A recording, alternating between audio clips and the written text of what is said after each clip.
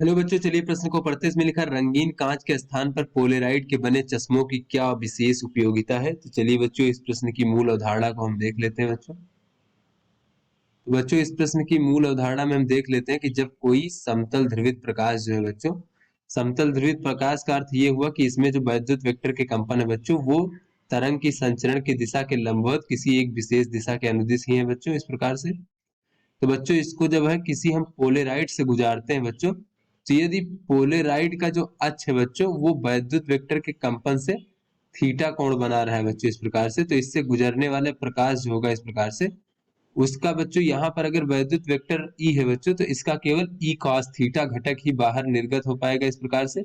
क्योंकि बच्चों जो कंपन का जो घटक जो है बच्चों, इसके अक्ष के समांतर होगा बच्चों, पोलेराइड के, वही बाहर निर्गत हो पाता है। तो इस प्रकार से बच्चों ये हमारा ई कॉस थीटा केवल निर्गत हो पाएगा।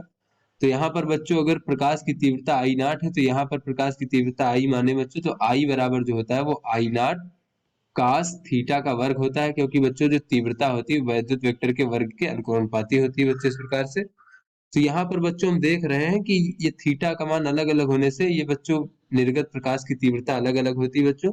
कुल मिला के बच्चों ये देखें कि निर्गत प्रकाश की तीव्रता जो है बच्चों, ये आने वाले प्रकाश की तीव्रता से कम होती है। अगर थीटा 90 कर दे तो शून्य हो जाएगी। तो चलिए बच्चों, इस प्रश्न को हल करते हैं। तो यहाँ पर बच्चों कहा जा रहा है कि रंगीन चश्मों के कांच के स्थान पर पोलेराइड के बने चश्मों की क्या विशेष उपयोगिता है। तो यहाँ पर बच्चों हम देखते हैं कि जब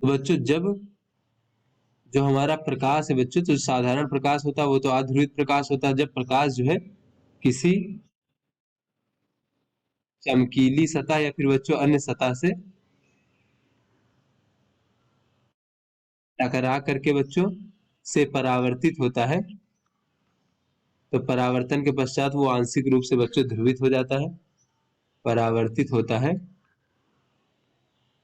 तो आंशिक रूप से बच्चों ध्रुवित हो जाता है।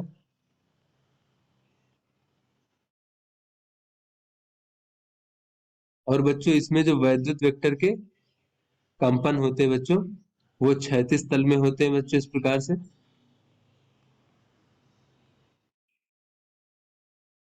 जिसमें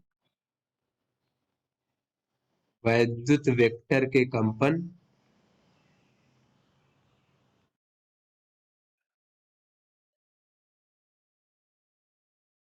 क्षैतिज तल में होते हैं।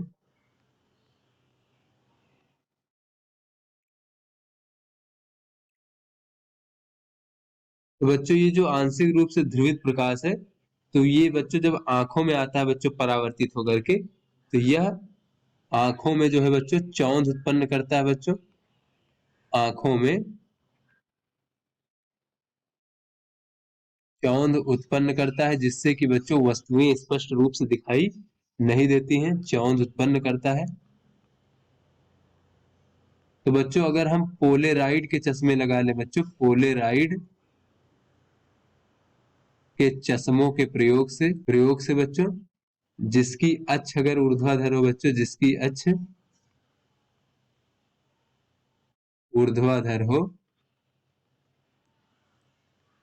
ये जो चौंध वाला भाग है बच्चों प्रकाश में, चौंध वाला अधिकांश भाग कट जाता है बच्चों, वो वहां से आंखों तक नहीं पहुंच पाता बच्चों, अधिकांश भाग कट जाता है, जिससे कि बच्चों वस्तुएं जो है, अब जब चौंध नहीं होगी बच्चों, उत्पन्न नहीं होगा, तो वस्तुएं जो है स्पष्ट रूप से दिखाई देंगी, जिससे वस्तुएं स्पष्ट रूप से दिखाई देती हैं।